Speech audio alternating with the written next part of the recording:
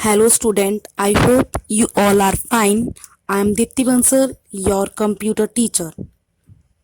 This is your second video from chapter first.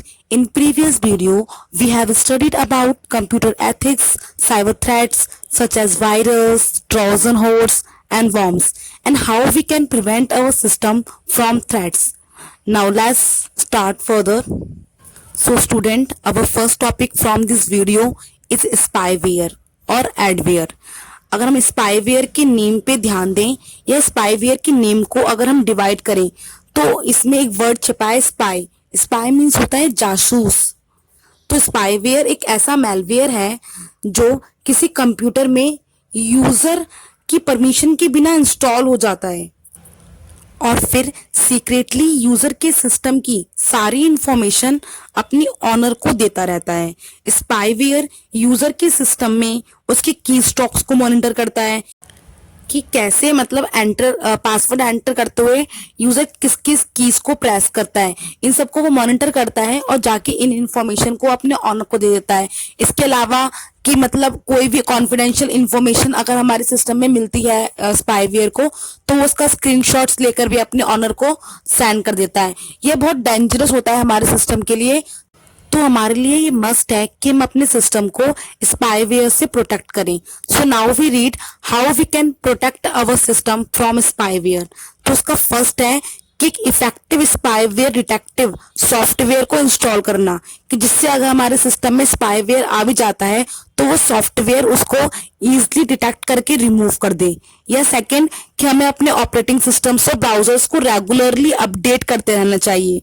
Third कि बार बार हम check करते रहें कि कोई भी अननेसेसरी सॉफ्टवेयर हमारे सिस्टम में इंस्टॉल ना हुआ हो.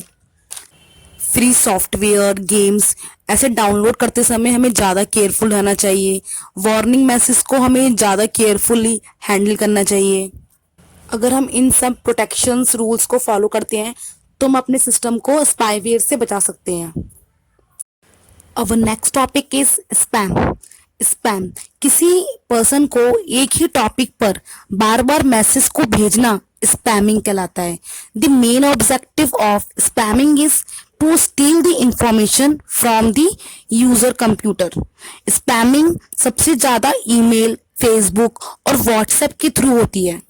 स्पैम में लार्ज अमाउंट ऑफ मैसेज को यूजर के बिना परमिशन के भेजा जाता है जिसमें ज्यादातर मैसेज किसी प्रमोशनल्स मटेरियल के होते हैं कि कोई विज्ञापन वगैरह एडवर्टाइजमेंट वगैरह. इन अप्रैल 2008 एक सर्वे हुआ जिसमें पता लगा कि डेली कम से कम 100 अरब स्पैम मेल भेजे जाते हैं. यूट्यूब्स और वेबसाइट्स के थ्रू भी स्पैम हमारे सिस्टम्स में भेजे जाते हैं. So it is also necessary to protect our system from spam. So first use spam filter settings in the email service. हमें ईमेल सर्विस में स्पैम फिल्टर सेटिंग्स को लगाना चाहिए. Second share our personal email ID only with trustworthy person. Means कि हमें जो अपनी email ID है वो केवल जो हमारे ट्रस्टवर्दी पर्सन हैं उन्हें ही देनी चाहिए. और do not display our email ID online कि जब भी अगर कोई हम वेबसाइट यूज कर रहे हैं कोई भी अगर हम ऑनलाइन वर्क कर रहे हैं इंटरनेट पर तो हमें अपनी ईमेल आईडी पब्लिकली डिस्प्ले नहीं करनी चाहिए. हम अपने सिस्टम में स्पैम ईमेल्स को रिकॉग्नाइज कर सकते हैं कि अगर हम कोई मेल देखें जिसमें ज़्यादातर स्पेलिंग्स मिस्टेक्स हैं या ग्रामर बहुत बैड है तो ऐसे जो मेल्स होते हैं कॉमनली वो स्पैमर्स के द्वारा किए जाते हैं. Our next topic is very important that is fishing.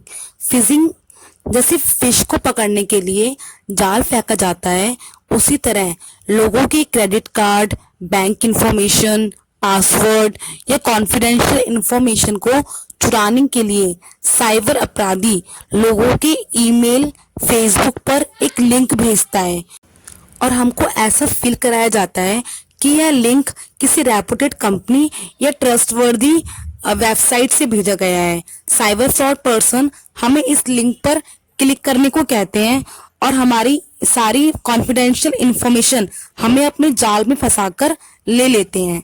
Fishers generally email के थ्रू या फोन कॉल्स के थ्रू हमें टारगेट करते हैं. In simple words fishing hackers द्वारा इंटरनेट पर नकली वेबसाइट या ईमेल के थ्रू इंटरनेट यूजर के साथ की गई धोखेबाजी है, जिससे वह हमारी कॉन्फिडेंशियल इंफॉर्मेशन स्पेशली बैंक की धोखे से चुरा लेते हैं और फिर उसका गलत यूज करते हैं। जैसे हम एक एग्जांपल लेते हैं कि हमें एक ईमेल आता है, जो ईमेल है वो हमें लगता है कि हमें किसी बैंक ने भेजा है, क्योंकि जो ईमेल का डिजाइन होता है या फिर लेआउट वेबसाइट से आता है वो हमें ऐसा लगता है कि वो एक ट्रस्टवर्दी सोर्स ने भेजा है। और उस ईमेल को ओपन करने पर हमें वहाँ ऐसा मैसेज मिलता है कि हम उस पर वर्क करने पर मजबूर हो जाते हैं। जैसे उस पर मैसेज आता है कि हमें आपका अकाउंट को वेरीफाई करना है या कुछ सिक्योरिटी प्रॉब्लम्स हैं। इसके साथ ही वहाँ एक लिंक होता है और उस लिंक पर क्लिक करने को कहा जाता है। जैसे ही हम उस पर क्लिक करते हैं हम एक वेबसाइट पर पहुंच जाते हैं, जो एक रियल वेबसाइट ना होकर एक डुप्लीकेट वेबसाइट होती है, पर जो उसका लेआउट होता है, डिजाइन होता है, वो बिल्कुल सेम होता है रियल वेबसाइट की तरह। और उस वेबसाइट पर जाकर जैसे ही हम अपना लॉगिन करते हैं और पासवर्ड एंटर करते हैं तो हमारी जितनी भी इंफॉर्मेशन है हमारे बैंक की वो सब उस नकली वेबसाइट के थ्रू हैकर्स पर पहुंच जाती है, जिससे वो हमें काफी फाइनेंशियल नुकसान पहुंचा सकते हैं। Next is farming. Farming fishing की तरह ही होती है। फार्मिंग एक साइबर अटैक है जिसका मेन ऑब्जेक्टिव होता है कि किसी एक वेबसाइट के ट्रैफिक्स को दूसरी नकली साइट पर रीडायरेक्टेड करना। हैकर्स किसी भी तरह वेबसाइट सर्वर पर एक्सेस कर लेता है और जो हमारी फाइल्स की कॉन्फ़िगरेशन है उसको मैनिपुलेट कर देता है। इन रिसेंट ईयर्स फिशिंग और फार्मिंग दोनों का ही यूज ज्यादातर ऑनलाइन फ्रॉड करने के लिए किया जाता है। ई कॉमर्स से रिलेटेड बिजनेसमैन को हमेशा एक फार्मिंग एक चिंता का विषय बना रहता है। Protection guidelines from phishing and farming. First, install anti-phishing software. हमें अपने सिस्टम में एक एंटी फिशिंग सॉफ्टवेयर डाउनलोड करना चाहिए। Second, never give away any sensitive information related to finance like pins, password, bank balance, transaction details in reply to undesired emails and never on phone. Means हमें अपने कि कोई भी undesired email या phone के reply में हमें अपनी पिन या ओटीपी पासवर्ड नहीं देना चाहिए। Third, regularly check your financial statement and account details. हमें रेगुलरली अपना जो हमारा बैंक में अकाउंट है उसकी स्टेटमेंट्स या उसकी डिटेल को रेगुलरली चेक करते रहना चाहिए। हमें ईमेल पे या किसी भी कॉल का रिप्लाई करते हुए हमें हमेशा क्रॉस चेक करना चाहिए कि हमें जो ईमेल आया है या फोन आया है वो एक ट्रस्टवर्दी सोर्स से हो। Never ignore operating system, antivirus and browser upgrades. Means अगर हमें कोई भी मैसेज आता है कि आप अपने ऑपरेटिंग सिस्टम को या एंटीवायरस को या ब्राउजर को अपडेट करो तो हमें उस मैसेज को सीरियस लेना चाहिए और अपने सिस्टम को हमेशा अपग्रेड रखना चाहिए। Next topic is firewall. We already studied about firewall in our previous video. As we know, firewall prevent our system from incoming attacks and also protect our server and network resources from unauthorized access. Means कि firewall हमारे system को incoming attack से बचाता है, उसके साथ ही कि वो यह भी श्योर करता है कि कोई भी अनऑथराइज्ड एक्सेस हमारे सर्वर में या हमारे नेटवर्क में एक्सेस ना कर पाए या एंटर ना कर पाए। Today we live in virtual world and mostly shop on internet. There are lots of online shopping websites are available on internet such as Flipkart, Amazon, Myntra, etc. Means आजकल हम एक वर्चुअल वर्ल्ड में जी रहे हैं जहां हम ज़्यादातर shopping जो करते हैं हम ऑनलाइन करते हैं। आपने सुना भी होगा वेबसाइट्स के बारे में, फ्लिपकार्ट, अमेजोन, मिंत्रा, जहाँ पे आप रेगुलरली या नॉर्मली शॉपिंग करते ही हैं।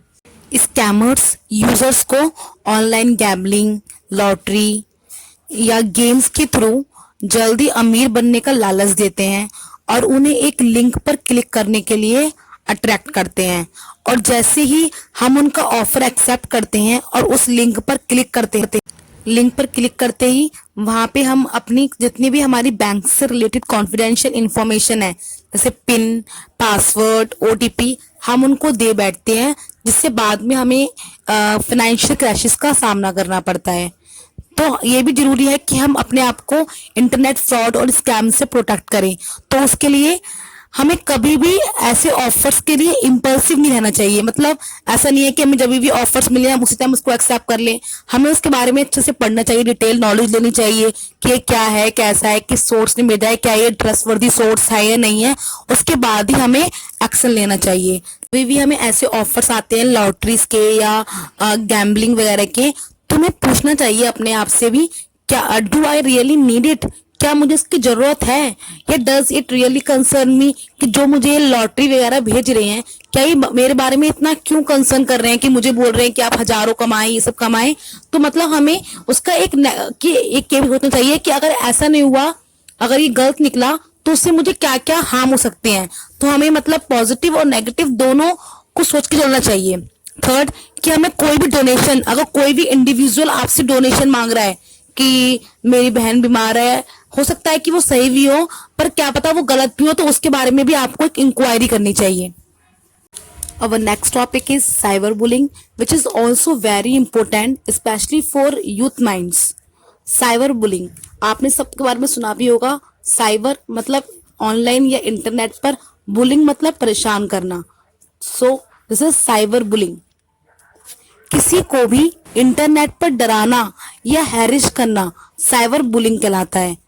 बैड इंटेंशन से किसी को मैसेज करना, फ्रेंड्स ग्रुप के बीच किसी की भी ऑनलाइन मजाक उड़ाना, किसी की भी ऑनलाइन प्रोफाइल को स्टॉक करना, या अनवांटेड अपडेट्स या प्राइवेट मैसेज, वीडियोस, पिक्चर्स को ऑनलाइन पोस्ट करना, यह सब साइबर बुलिंग में आता है। साइबर बुलिंग यूथ की माइंड को पर बहुत बुरा असर डालती है या उसको बहुत बुरी तरह से अफेक्ट करती है। कभी कभार इसके कंसिक्वेंसेस ये भी होते हैं कि जो पर्सन है जो साइबर बुलिंग का शिकार हुआ है वो सुसाइड तक कर लेता है। जहाँ इंटरनेट ने हमारी लाइफ को इजी बनाया है, ऑनलाइन वीडियो कॉल, शॉपिंग के थ्रू, तो वहीं साइबर बुलिंग जैसे क्राइम्स ने हमारी लाइफ को बहुत बुरी तरह से अफेक्ट भी किया है। It is also necessary to know how we can prevent ourselves from cyberbullying. First, children must know that their parents and teacher are always available for them when they face such problem. Means हर बच्चे को ये जानना चाहिए कि अगर उसको कभी भी ऐसी प्रॉब्लम फेस करनी पड़ती है साइबर बुलिंग की, तो उसके पेरेंट्स और टीचर हमेशा उसके लिए अवेलेबल हैं। Children must know that no matters what, parents and teacher are there for support. कि हर बच्चे को यह भी जानना चाहिए कि कभी भी ऐसा होता है तो उसके पेरेंट्स और टीचर हमेशा उसके लिए फर्स्ट सपोर्ट है, वो आए और उनसे अपनी बात शेयर करे। Third, children should inform their elders about their incident that sounds nasty even remotely. Means कि अगर बच्चा हमेशा अपने एल्डर्स के पास आए, चाहे वो टीचर हो या पेरेंट्स हो, और जो भी उसके साथ इंसिडेंस हुआ है, चाहे वो मतलब सुनने में बहुत अजीब लग रहा हो, या उसको हमेशा कोशिश करनी चाहिए कि वो अपने एल्डर्स के साथ उसको शेयर करे। Children must know the fact that cyberbullies are not capable to do any harm. Means कि चिल्ड्रन को यह भी जानना चाहिए कि यह फैक्ट है कि कोई भी साइबर बुलिंग्स उनका कुछ नहीं बिगाड़ सकती है। Children are advised to block such introducer immediately and never entertain them. Children को हमें ये एडवाइस करना चाहिए कि वो ऐसे इंट्रोड्यूसर को तुरंत ब्लॉक कर दे। And last, in case of cyber bully attack, save all his her messages offline as evidence for later use. अगर किसी भी बच्चे को कभी भी साइबर बुली का अटैक का सामना करना पड़ता है तो उसको चाहिए कि वो सारे मैसेजेस जो उसको आए हैं वो उसको ऑफलाइन सेव कर ले as a evidence. So our last topic from this chapter is malicious smartphone application. कुछ एप्लीकेशंस हमें अट्रैक्टिव लगती हैं बट इनफैक्ट उसमें मैलिशियस कोड कंटेन होता है जो हमारी इंफॉर्मेशन को चुरा लेता है। और वह हमारी इस पर्सनल इंफॉर्मेशन को चुराकर हैकर्स को फॉरवर्ड कर देता है और हैकर्स इसका यूज साइबर क्राइम्स के लिए करते हैं। So there are some smartphone safety measures are first keep the antivirus and software updates कि हमें अपने एंटीवायरस और सॉफ्टवेयर को अपडेट रखना चाहिए। Sign out all and close the apps that are use, जो हमने रिसेंट एप्स को यूज किया है या हमने किसी पे भी अपना साइन इन करा है तो उसको हमें उसी टाइम साइन आउट करना चाहिए। अवॉइड ऑटोमेटिक डाउनलोड सेटिंग, अगर हमारे सिस्टम में हर ऐप के लिए ऑटोमेटिक डाउनलोड की सेटिंग लगी है तो हमें उससे अवॉइड करना चाहिए। Keep all wireless access secured, कि जो भी वायरलेस एक्सेस है जैसे ब्लूटूथ वाईफाई हमें उनको सिक्योर करना चाहिए।